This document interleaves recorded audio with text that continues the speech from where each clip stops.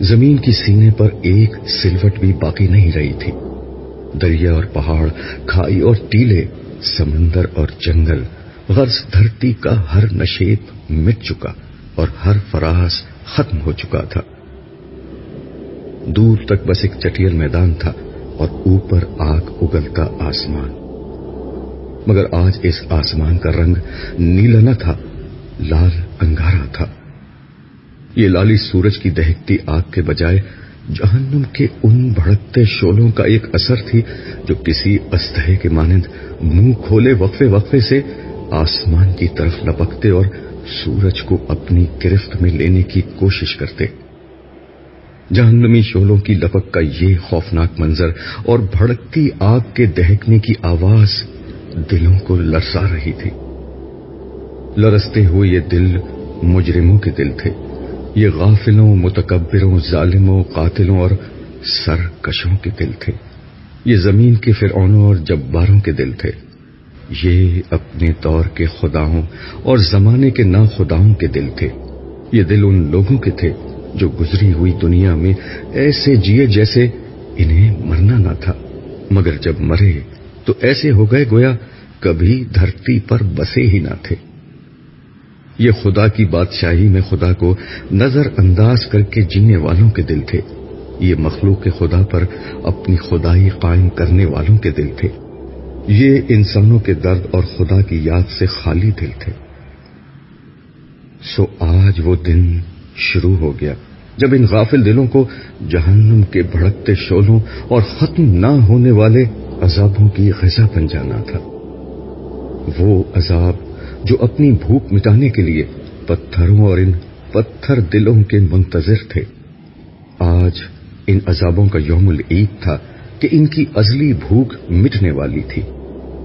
ان عذابوں کے خوف سے خدا کے یہ مجرم کسی پناہ کی تلاش میں بھاگتے پھر رہے تھے، مگر اس میدان حشر میں کیسی پناہ اور کون سی عافیت!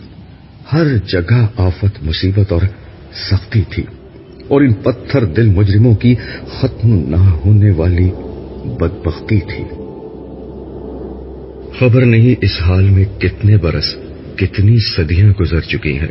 یہ حشر کا میدان اور قیامت کا دن ہے، نئی زندگی شروع ہو چکی ہے، کبھی ختم نہ ہونے کے لیے۔ میں بھی حشر کے اس میدان میں گمسم کھڑا خالی آنکھوں سے سب کچھ دیکھ رہا ہوں۔ میرے سامنے انگنت لوگ بھاگتے دوڑتے گرتے پڑتے چلے جا رہے ہیں۔ فضا میں شعلوں کے بھڑکنے کی آواز کے ساتھ لوگوں کے چیخنے چلانے، رونے پیٹنے اور آہوزاری کی آوازیں گونج رہی ہیں۔ لوگ ایک دوسرے کو برا بھلا کہہ رہے ہیں، گالیاں دے رہے ہیں، لڑ جھگڑ رہے ہیں، الزام تراشی کر رہے ہیں، آپس میں گتھم گتھا ہیں۔ کوئی سر پکڑے بیٹھا ہے، کوئی منہ پر خاک ڈال رہا ہے، کوئی چہرہ چھپا رہا ہے، کوئی شرمندگی اٹھا رہا ہے، کوئی پتھروں سے سر ٹکرا رہا ہے، کوئی سینہ کو بھی کر رہا ہے، کوئی خود کو کوس رہا ہے، کوئی اپنے ماں باپ، بیوی بچوں، دوستوں اور لیڈروں کو اپنی اس تباہی کا ذمہ دار ٹھہرا کر ان پر برس رہا ہے۔ ان سب کا مسئلہ ایک ہی ہے، قیامت کا دن آ گیا ہے اور ان کے پاس اس دن کی کوئی تیاری نہیں۔ اب یہ کسی دوسرے کو الزام دیں یا خود کو برا بھلا کہیں، ماتم کریں یا صبر کا دامن تھامیں، اب کچھ نہیں بدل سکتا۔ اب تو صرف انتظار ہے کائنات کے مالک کے ظہور کا، جس کے بعد حساب کتاب شروع ہوگا اور عدل کے ساتھ ہر شخص کی قسمت کا فیصلہ ہو جائے گا۔ یک ایک آدمی میرے بالکل قریب چلایا، اس سے تو موت اچھی تھی، اس سے تو قبر کا گڑھا اچھا تھا۔ میں ارد گرد کی دنیا سے بالکل کٹ چکا تھا کہ یہ چیخ نما آواز مجھے سوچ کی وادیوں سے حقیقت کے اس میدان میں لے آئی جہاں میں بہت دیر سے گمسم کھڑا تھا۔ لمحہ بھر میں میرے ذہن میں ابتدا سے انتہا تک سب کچھ تازہ ہو گیا۔ اپنی کہانی، دنیا کی کہانی، زندگی کی کہانی، سب فلم کی ریل کی طرح میرے دماغ میں گھومنے لگی۔ اس بھیانک دن کے آغاز پر میں اپنے گھر میں تھا۔ اس گھر کا محل وقوع خارجی دنیا کے کسی شخص کو سمجھایا نہیں جا سکتا۔ ایک ظاہر بھی نظر کے لیے یہ گھر قبر کا ایک تاریک گڑھا، مگر دراصل یہ آخرت کی دنیا کا پہلا دروازہ تھا، وہ دروازہ جسے اندر سے نہیں کھولا جا سکتا۔ مجھے اس دروازے کو کھولنے میں کوئی دلچسپی تھی بھی نہیں، کیونکہ میں اس دروازے سے گزر کر برزخ کی اس دنیا میں داخل ہو چکا تھا جس میں میرے لیے ختم نہ ہونے والی راحت تھی۔ اس روز مجھ سے میرا ہمدم دیرینہ اور میرا محبوب دوست صالح ملنے آیا ہوا تھا۔ صالح وہ فرشتہ تھا جو دنیا کی زندگی میں میرے دائیں ہاتھ پر رہا۔ اس کی قربت موت کے بعد کی زندگی میں میرے لیے ہمیشہ باعث تمانیت رہی تھی، اور آج بھی ہمیشہ کی طرح ہماری پر لطف گفتگو جاری تھی۔ دوران گفتگو میں نے اس سے پوچھا، یار یہ بتاؤ تمہاری ڈیوٹی میرے ساتھ کیوں لگائی گئی ہے؟ بات یہ ہے عبداللہ کہ میں اور میرا ساتھی دنیا میں تمہارے ساتھ ڈیوٹی کیا کرتے تھے۔ وہ تمہاری برائیاں اور میں نیکیاں لکھتا تھا۔ تم مجھے 2 منٹ فارغ نہیں رہنے دیتے تھے، کبھی اللہ کا ذکر، کبھی اس کی یاد میں آنسو، کبھی انسانوں کے لیے دعا، کبھی نماز، کبھی اللہ کی راہ میں خرچ، کبھی خدمت خلق۔ کچھ اور نہیں تو تمہارے چہرے پر ہمہ وقت دوسروں کے لیے مسکراہٹ رہتی تھی، اس لیے میں ہر وقت کچھ نہ کچھ لکھتا ہی رہتا تھا۔ تم نے مجھے تھکا کر مار ہی ڈالا تھا، لیکن ہم فرشتے تم انسانوں کی طرح تو ہوتے نہیں کہ برائی کا بدلہ برائی سے دیں، اس لیے تمہاری اس برائی کے جواب میں بھی دیکھ لو، میں تمہارے ساتھ ہوں اور تمہارا خیال رکھتا ہوں۔ صالح نے انتہائی سنجیدگی سے میری بات کا جواب دیا۔ میں نے اس کی بات کے جواب میں اسی سنجیدگی کے ساتھ کہا، تم سے زیادہ برائی میں نے الٹے ہاتھ والے کے ساتھ کی تھی۔ وہ میرا گناہ لکھتا مگر میں اس کے بعد فوراً توبہ کر لیتا، پھر وہ بیچارہ اپنے سارے لکھے لکھائے کو بیٹھ کر مٹاتا اور مجھے برا بھلا کہتا کہ تم نے مٹوانا ہی تھا تو لکھوایا کیوں تھا۔ آخرکار اس نے تنگ آ کر اللہ تعالیٰ سے دعا کی کہ اس شخص سے میری جان چھڑائیں، اس لیے موت کے بعد سے اب تم ہی میرے ساتھ رہتے ہو۔ یہ سن کر صالح ہنسنے لگا اور بولا، فکر نہ کرو، حساب کتاب کے وقت وہ پھر آ جائے گا۔ قانون کے تحت ہم دونوں مل کر ہی تمہیں اللہ تعالیٰ کے سامنے پیش کریں گے۔ یہ بات کہتے کہتے اس کے چہرے پر گہری سنجیدگی کے آثار نمودار ہو گئے۔ وہ بولتے بولتے چپ ہوا اور سر جھکا کر ایک گہری خاموشی میں ڈوب گیا۔ میں نے اس کا یہ انداز آج تک نہ دیکھا تھا۔ چند لمحوں بعد اس نے سر اٹھایا تو اس کے چہرے سے ہمیشہ رہنے والی شگفتگی اور مسکراہٹ رخصت ہو چکی تھی، اور اس کی جگہ خوف و حزن کے سایوں نے لے لی تھی۔ مجھے دیکھ کر وہ مسکرانے کی ناکام کوشش کرتے ہوئے بولا، عبداللہ، اسرافیل کو حکم مل چکا ہے، خدا کا وعدہ پورا ہونے کا وقت آ گیا ہے، اہل زمین کی مہلت ختم ہو گئی ہے۔ تم کچھ عرصہ مزید برزخ کے اس میدان میں خدا کی رحمتوں کے سائے میں رہو گے، مگر میں اب رخصت ہو رہا ہوں۔ اب میں تم سے اس وقت ملوں گا جب زندگی شروع ہوگی۔ تمہاری آنکھ کھلے گی تو قیامت کا دن شروع ہو چکا ہوگا۔ میں اس روز تم سے دوبارہ ملوں گا۔ زندگی کے ہنگامے جاری تھے، بازاروں میں وہی چہل پہل اور گہما گہمی تھی۔ New York, Los Angeles, London, Paris, Shanghai, Delhi, Moscow, Karachi, Lahore, ہر جگہ رونق میلے لگے ہوئے تھے۔ رات کو دن کر دینے والی سیلابی روشنیوں میں 2020 کرکٹ میچ اور فٹ بال ورلڈ کپ کے مقابلے، ان کو دیکھتے اور تالیاں بجاتے تماشائی، پب اور بار میں شراب پیتے اور کلبوں میں اسٹریپٹیز دیکھتے بدمست لوگ، ہالی ووڈ اور بالی ووڈ کی ایکشن اور تھرل فلموں میں اداکاروں کے جلوے اور ان جلووں کے شوقین تماش بین، فلموں، ڈراموں، اسٹیج ٹی وی، بیلے ڈانس اور فیشن شوز میں تھرکتی مٹکتی اپنے جسم کی نمائش کرتی ماڈلز اور اداکارائیں، اور اس نمائش سے اپنی تجوریاں بھرتے سرمایہ دار، نئے دور کے نئے فاتحین عالم۔ ملٹی نیشنل کمپنیوں کے مالکان اور ان کو اپنا علم و ہنر بیچ کر اپنے مستقبل کے خواب بننے والے باصلاحیت نوجوان، میڈیا کی چمک دمک، صحافت کے مرچ مسالے اور بازار سیاست کے ماند نہ پڑنے والے مکر و فریب کے ہنگامے، بازاروں میں گھومتے اور خریداری کرتے مرد و خواتین اور ان کو بلاتی رجھاتی دکانیں اور دکاندار، عمرہ کے عشرت قدوں میں گونجتے ساز و آواز، غربا کے جھونپڑوں میں فخر و افلاس، شادی کی تقریبات میں خوشی کے نغمے، جنازوں اور ہسپتالوں میں غم و الم کے سائے، خدا کے نام پر اپنے مفادات کا تحفظ کرتے اہل مذہب، غریبوں اور ان کے مسائل سے ہمیشہ کی طرح بے نیاز اہل ثروت، کرپشن کی ناپاک کمائی سے اپنی جیبیں بھرتے سرکاری ملازم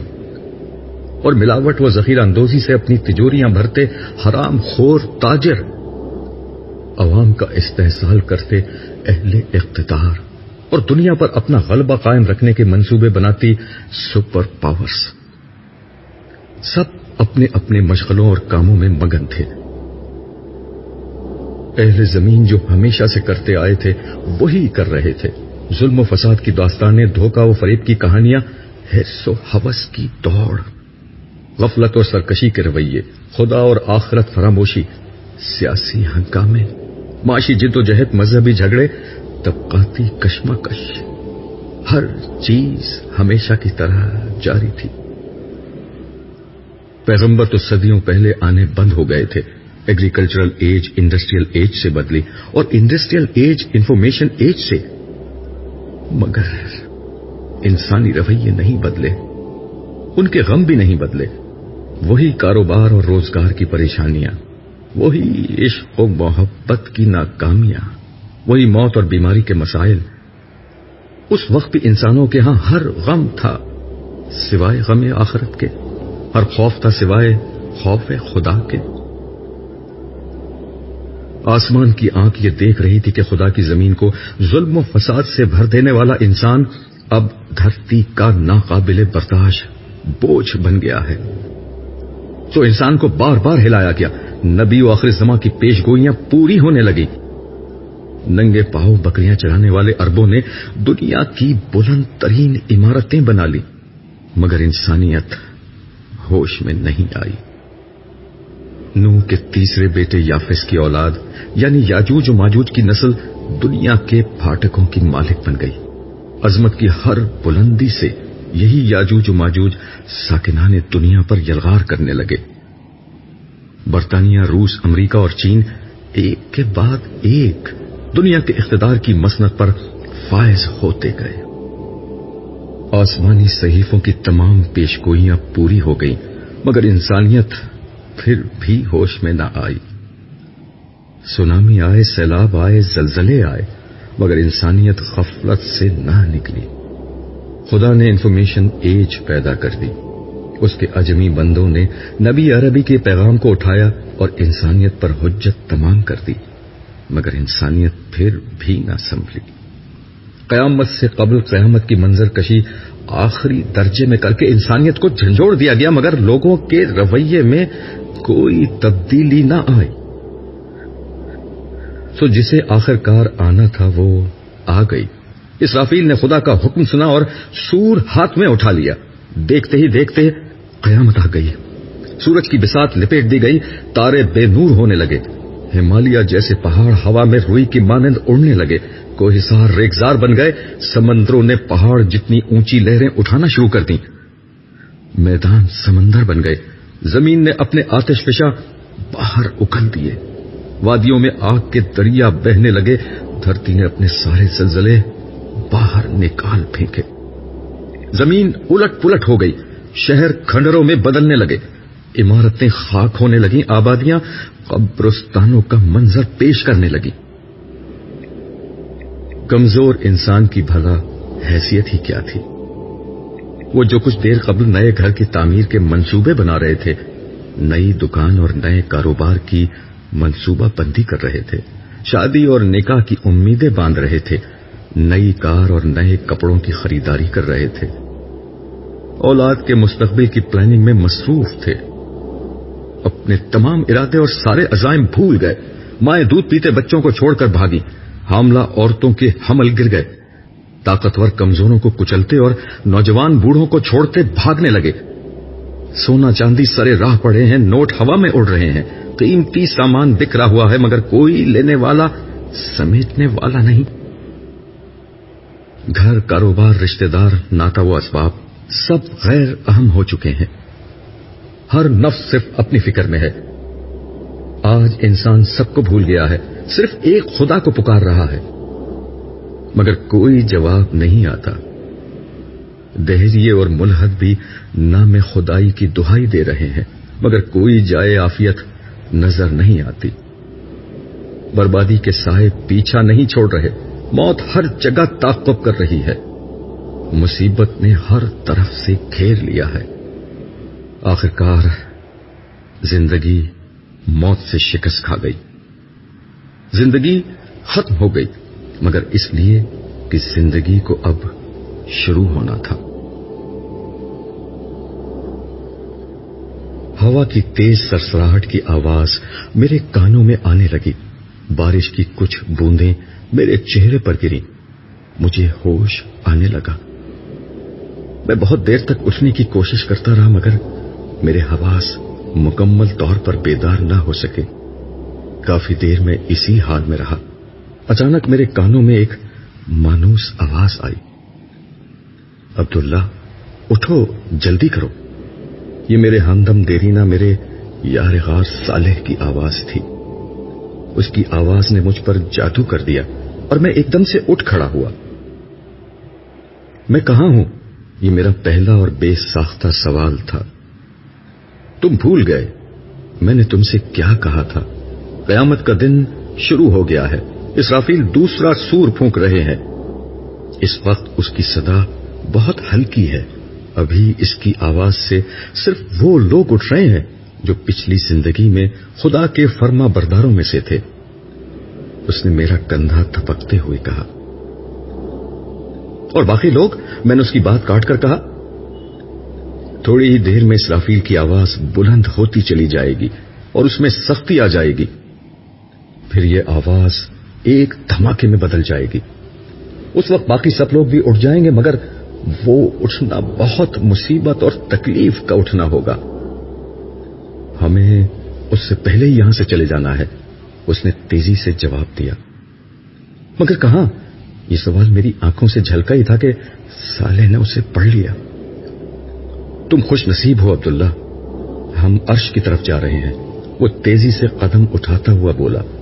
پھر مزید تفصیل بتاتے ہوئے اس نے کہا، اس وقت صرف انبیاء، صدیقین، شہداء اور صالحین ہی اپنی قبروں سے باہر نکلے ہیں.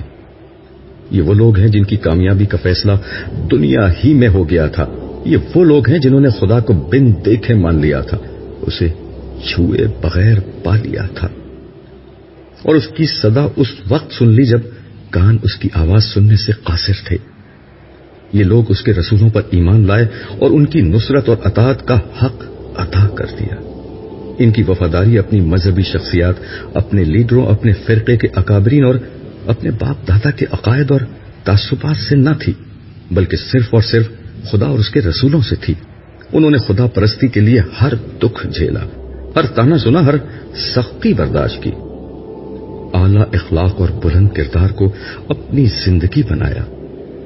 خدا سے محبت اور مخلوق پر شفقت کے ساتھ زندگی گزاری. عبداللہ، آج ان لوگوں کے بدلے کا وقت ہے، اور یہ ہے ان کے بدلے کا آغاز. صالح کی باتیں سنتے ہوئے میرے چہرے سے حیرت اور اس کے چہرے سے خوشی ٹپک رہی تھی. مگر میں تو جنت میں تھا. اور صالح نے ہنستے ہوئے میری بات کاٹ کر کہا، میرے دوست، وہ برزخ کا زمانہ تھا، خواب کی زندگی تھی. اصل زندگی تو اب شروع ہوئی ہے. جنت تو اب ملے گی. ویسے وہ بھی حقیقت ہی تھی. دیکھ لو، تمہاری اور میری دوستی وہیں پر ہی ہوئی تھی. میں اپنا سر جھٹک کر اسے دیکھنے لگا. کچھ میری سمجھ میں آ رہا تھا اور بہت کچھ سمجھنا بھی باقی تھا. مگر اس لمحے میں نے اپنے آپ کو صالح کے حوالے کرنا زیادہ بہتر محسوس کیا. صالح سے میری دوستی اس وقت ہوئی تھی جب میں نے موت کے بعد یا زیادہ درست الفاظ میں فانی دنیا کے دھوکے سے نکل کر حقیقت کی دنیا میں قدم رکھا تھا۔ لوگ موت سے بہت ڈرتے ہیں، مگر میرے لیے موت ایک انتہائی خوشگوار تجربہ تھی۔ ملک الموت اسرائیل کا نام دنیا میں دہشت کی ایک علامت ہے، مگر میرے سامنے وہ ایک انتہائی خوبصورت شکل میں آئے تھے۔ انہوں نے بہت محبت اور شفقت سے میری شخصیت یعنی میری روح کو میرے جسم سے جدا کیا۔ میرا جسمانی وجود سابقہ دنیا میں رہ گیا اور میری اصل شخصیت کو انہوں نے اس نئی دنیا میں، جس کا نام عالم برزخ تھا، منتقل کر دیا۔ برزخ کا مطلب پردہ ہوتا ہے۔ ملک الموت کے ظاہر ہوتے ہی میرے اور پچھلی دنیا کے درمیان ایک پردہ حائل ہو گیا، جس کی بنا پر اس دنیا سے میرا رابطہ ختم ہو گیا تھا۔ میں نہیں جانتا کہ میری جدائی کے غم میں میرے اہل خانہ پر کیا گزر رہی تھی، لیکن مجھے یقین تھا کہ میری تربیت کی بنا پر وہ خدا کی رضا پر صابر و شاکر ہوں گے۔ میں اپنی اصل شخصیت سمیت اب ایک نئی دنیا میں تھا۔ یہ برزخ کی دنیا تھی۔ اس نئی دنیا میں ملک الموت اسرائیل نے مجھے جس شخص کے حوالے کیا وہ یہی صالح تھا۔ اس کے ساتھ بہت سے خوش شکل، خوش لباس، خوش گفتار فرشتے موجود تھے۔ ان سب کے ہاتھوں میں گلدستے، زبان پر مبارکبادیاں اور سلامتی کی دعائیں تھیں۔ مبارک سلامت کے اس ماحول میں وہ سب مل کر مجھے یقین دلا رہے تھے کہ آزمائش کے دن ختم اور جنت کی عظیم کامیابی کے دن شروع ہو گئے ہیں۔ اس وقت صالح نے مجھے یہ خوشخبری دی کہ برزخی زندگی کے آغاز پر میرے لیے پہلا انعام پروردگار ارض و سماوات کے حضور پیشی ہے۔ اس نے مجھے بتایا کہ یہ اعزاز ہر شخص کو نہیں ملتا۔ میرے لیے یہ خوشخبری جنت کی خوشخبری سے بھی زیادہ قیمتی تھی۔ ان سب کی میت میں میرا سفر شروع ہوا۔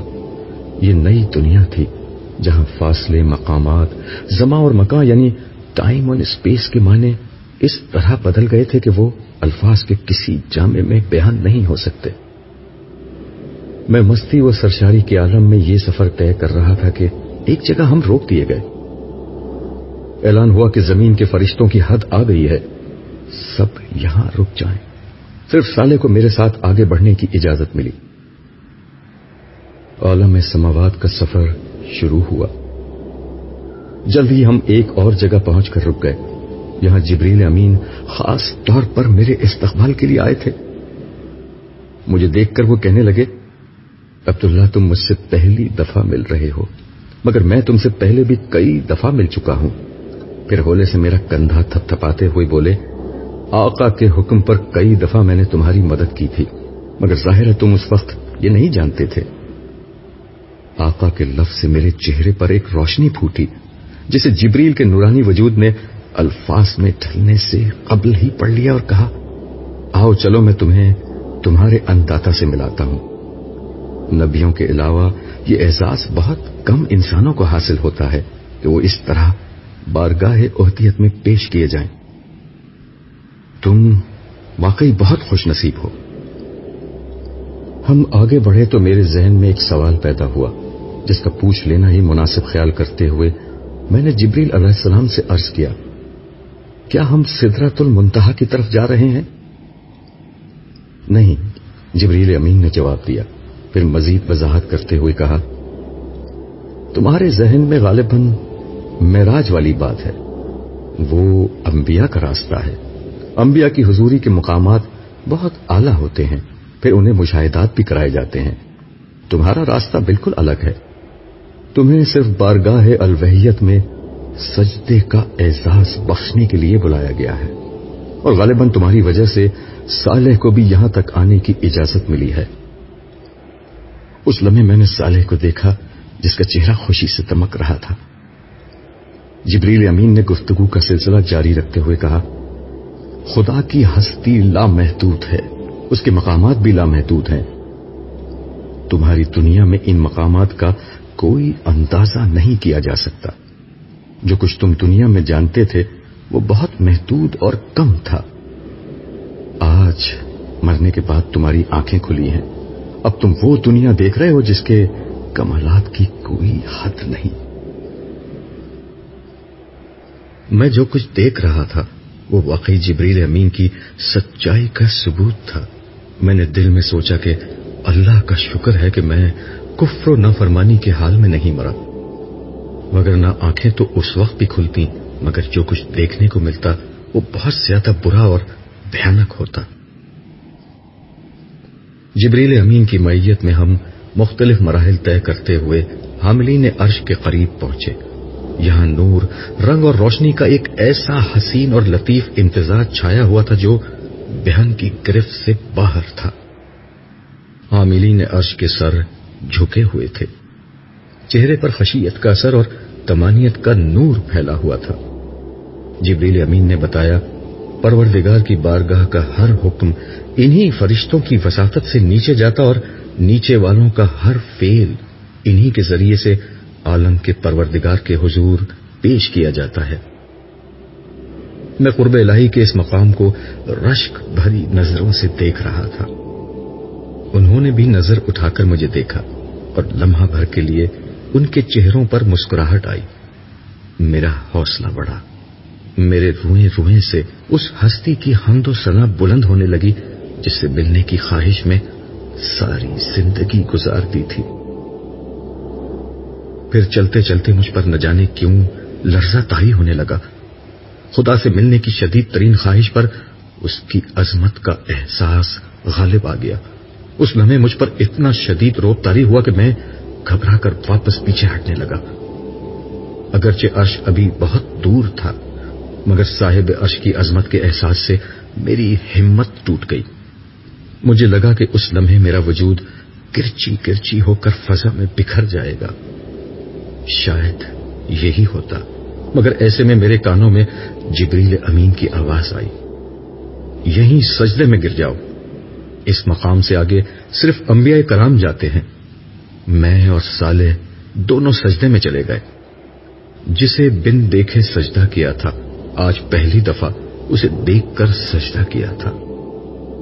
دیکھا تو خیر کیا تھا، بس آثار دیکھ لیے تھے۔ یہ سجدہ کتنا طویل اور کتنا لذیذ تھا مجھے نہیں یاد، جس نے سورج کو روشنی کی ردا اور چاند کو نور کی قبا پہنائی، پھولوں کو مہک اور تتلیوں کو رنگ کا لباس پہنایا، تاروں کو چمک کا لہجہ اور کلیوں کو چٹک کی آواز عطا کی، آسمان کو رفعت کا تاج اور سمندروں کو وسعت کا تخت بخشا اور دریاؤں کو بہاؤ کا حسن عطا کیا، اور جس نے انسان کو بیان کا وصف اور نزول قرآن کا شرف بخشا۔ اس کے قدموں میں گزرا ہوا ایک ایک لمحہ ہفتے اقلیم کی بادشاہی سے بڑھ کر تھا، مگر اس لمحے کو تمام ہونا ہی تھا۔ حاملین عرش کی دلکش صدا بلند ہوئی، هو اللہ لا الہ الا ہو۔ یہ اعلان تھا کہ صاحب عرش کلام کر رہا ہے۔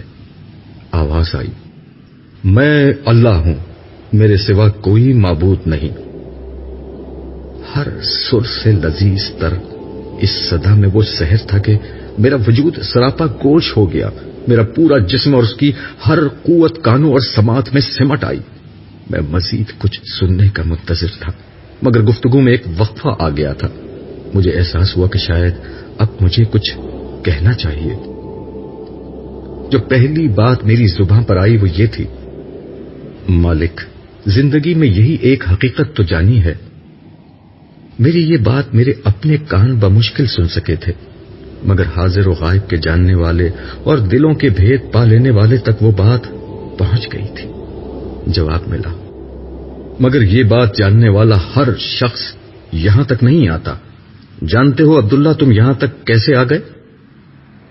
اس دفعہ میرے شہنشاہ کے لہجے کے جہو جلال میں اپنائیت کا رنگ جھلک رہا تھا۔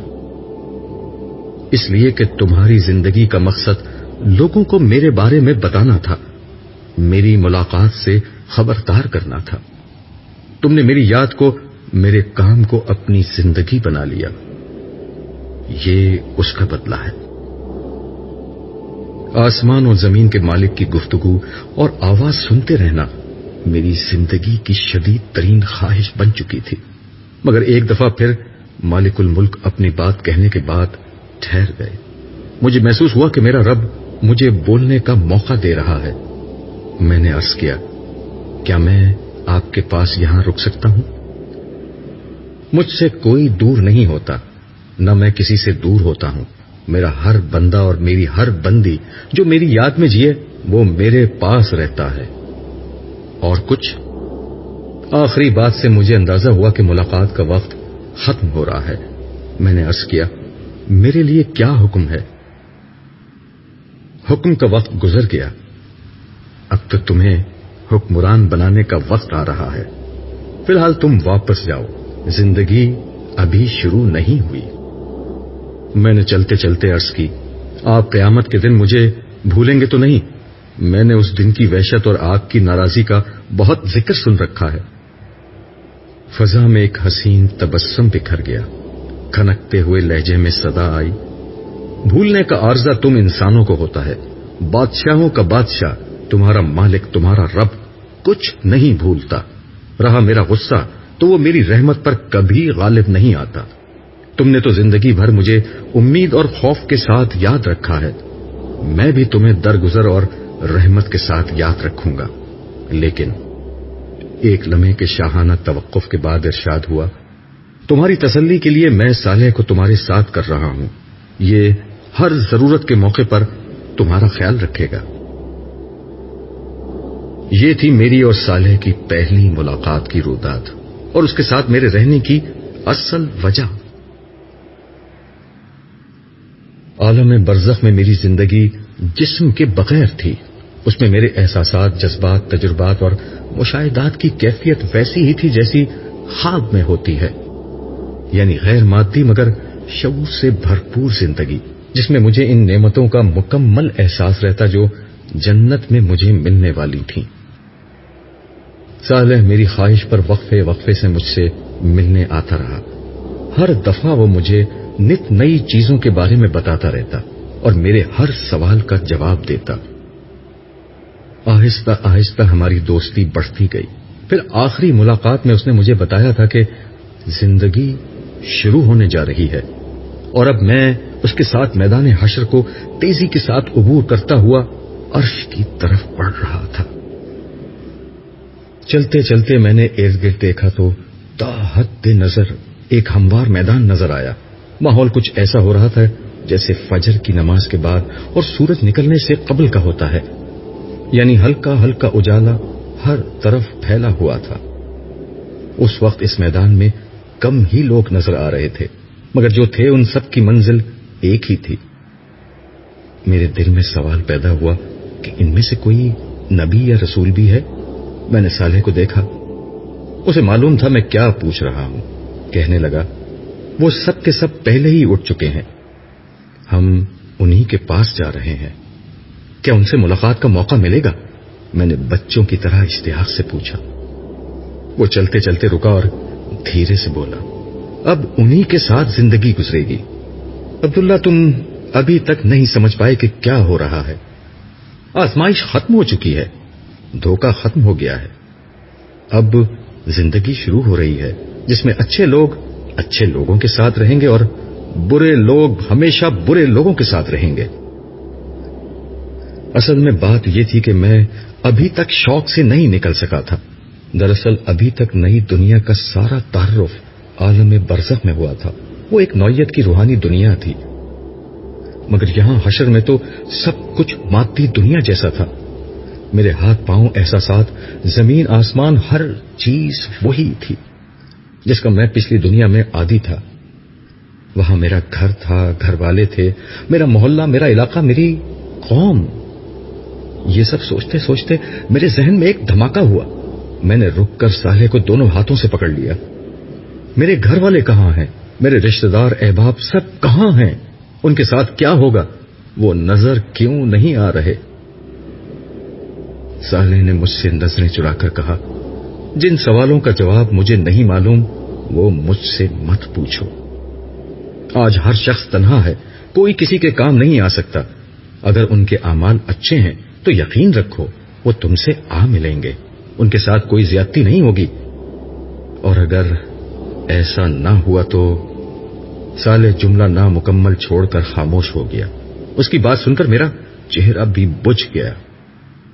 اس نے میرے کندھے پر ہاتھ رکھ کر میرا حوصلہ بڑھایا اور کہا, اللہ پر بھروسہ رکھو. تم خدا کے لشکر میں لڑنے والے ایک سپاہی تھے, اس لیے پہلے اٹھ گئے ہو. باقی لوگ ابھی اٹھ رہے ہیں. انشاءاللہ وہ لوگ بھی خیر کے ساتھ تم سے مل جائیں گے. ابھی تو تم آگے چلو.